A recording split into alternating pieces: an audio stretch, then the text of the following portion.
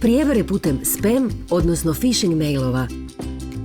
Meta prijevara putem spam, odnosno phishing mailova može biti bilo tko. Jedan takav primjer su novčane prijevare.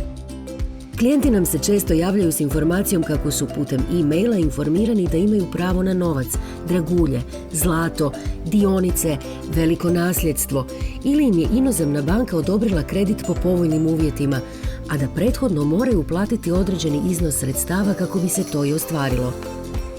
Zapravo je riječ o pokušaju prijevare, u kojima se klijentu obraća njemu nepoznati pošiljatelj i najčešće obećaje primanje velikog novčanog iznosa na račun, ali uz uvjet da klijent uplati određeni iznos u korist računa kojim pošiljatelj, to jest prevarant, navede. Takve uplate obično se traže u navodnu svrhu uplate poreza ili za administrativne odvjetničke troškove i sl.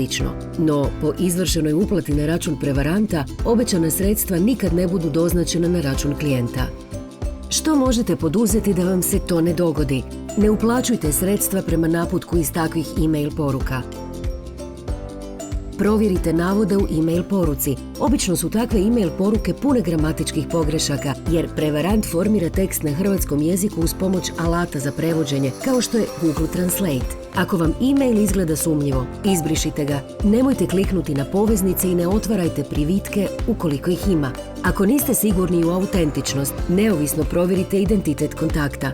Ne koristite podatke navedene u poruci koja vam je poslana. Nađite točne podatke o kontaktu putem neovisnog izvora, kao što je telefonski imenik ili pretraživanje preko interneta.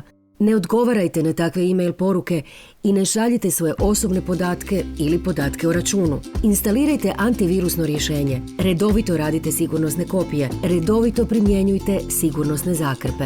Koristite lozinke koje imaju minimalno 8 znakova te sadržavaju kombinaciju velikih i malih slova, posebnih znakova i brojeva. Koristite različite lozinke za različite servise te ih periodično mijenjajte. Više sigurnosnih savjeta možete pronaći na našoj web stranici.